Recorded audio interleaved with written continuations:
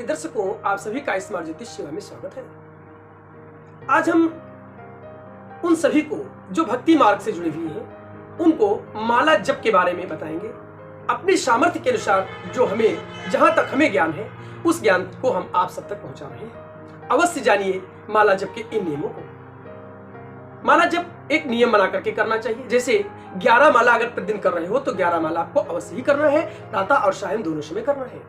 ध्यान रहे, माला जप के लिए पहला नियम है संख्या कि 11 माला, 21 माला, 51 माला, 101 माला जो है उसे हम प्रतिदिन करते रहे, कम ना करें। उसको हम बढ़ा सकते हैं, कम नहीं करना चाहिए, बढ़ाना चाहिए। कभी छूट जाए तो उसे हमें आगे के दिनों में पूरा कर लेना चाहिए। जैसे वैष्णव मत में 16 माला का विधान है, 16 माला प्रतिदिन करना होता है। वैसे तो 4 माला से कम नहीं बताया गया उसमें, लेकिन 16 माला एक आम भक्त को अवश्य करना चाहिए, यानी सभी भक्तों को अवश्य करना चाहिए। इसके अलावा तो बहुत सारे जप के विधान है।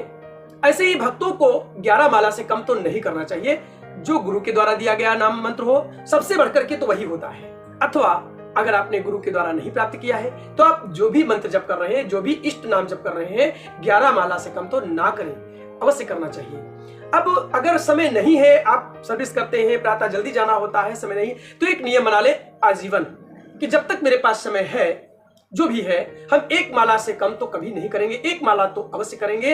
1 माला का मतलब है अपने परमात्मा के यहाँ हाजिरी लगाना, अटेंडेंस लग जाना, यानी तुम आए हो, तुम्हारी अटेंडेंस लग गई है। दूसरी बात यह है माला जप की कि जिस माला से आप जप करते हैं वो माला आपको धारण नहीं करना है। धारण करने की माला अलग होनी चाहिए और जप माला आपकी अलग होनी चाहिए। अब बहुत से लोग तुलसी की माला से जप करते हैं, बहुत से लोग रुद्राक्ष की माला से जप करते हैं। तो ऐसे तो बहुत से माला होते हैं, जैसे रुद्राक्ष का माला है, तुलसी का माला है, मूंगा की माला है, स्फटिक का माला है, बहुत से माला है, कमलगट्टे की माला। लेकिन कहने का मेरा मतलब यह है कि रुद्राक्ष एक ऐसी माला है जिससे हम प्रत्येक मंत्र और सभी देवी देवताओं के मंत्र का जप कर सकते हैं। वहीं तुलसी माला अगर हम भगवान विष्णु, भगवान कृष्ण, भगवान राम इनको मानते हैं, यानी वैष्णव मत से हैं या गुरु मत को मानते हैं, गुरु के शिष्य हैं, तो भी हम तुलसी माला का प्रयोग कर सकते हैं। रुद्राक्ष माला का प्रयोग तो हम सभी देवी देवताओं के नाम का जप करने में कर सकते हैं। तीसरी बात आप समझिए कि माला को कभी भी खुला करके, यानी ओपन हाथ में लेकर के जप नहीं करना चाहिए। माला को एक वस्त्र होता है जिसको हम केहरी बोलते हैं। उस केहरी में जो माला रखने का वस्त्र होता है, उस माला का जप वस्त्र में रख करके ही करना चाहिए। एक बात और ध्यान रखें, बहुत से लोग माला जप करते हैं, उनका माला टूट गया है, खंडित हो गया है, 1 मोती गिर गया है, 2 मोती गिर गए, गलत है, ये दोष होता है, नहीं करना चाहिए। आपको 108 दाने की माला लेनी चाहिए, उसी माला से जप करना चाहिए। नियम होते हैं, जैसे 27 दाने की माला, ऐसे ही 108 दाने की माला, तो ये नियम होते हैं। तो ये 108 दाने की माला सर्वोत्तम कही गई है। इस माला को का प्रयोग जप में अवश्य करना चाहिए। 108 दाने की माला, अगर इसमें एक भी मोती गिर जाता है या टूट जाता है तो उस माला को हमें बदल देना चाहिए, उससे हमें जप नहीं करना चाहिए, दोष होता है। तीसरी बात हमें ध्यान ये रखना है कि माला जप करते समय हमें सुमेर को नहीं लागना होता है। सुमेर का मतलब होता है जहां पर हमें सबसे बड़ा मोती लगा होता है, फूल लगा होता है, वहां पर हम उसको लांघते नहीं। दोनों के मुख से भी सुना है कि सुमेर पर्वत जो है, एक तरफ देवता एक तरफ दैत्य थे। अगर वो लांघते हैं देवता तो दैत्यों की तरफ आ जाते हैं, दैत्य लांघते हैं देवताओं की तरफ, तो ये लांघना मना किया गया है। ऐसा मना किया गया क्योंकि एक सीमा है, देवताओं की सीमा अलग है, दैत्यों की सीमा अलग, ऐसा कहा जाता है। इसके पीछे और भी कई कारण होंगे, लेकिन कुछ विद्वानों के मुख से जो हमने सुना वो आपको बताया।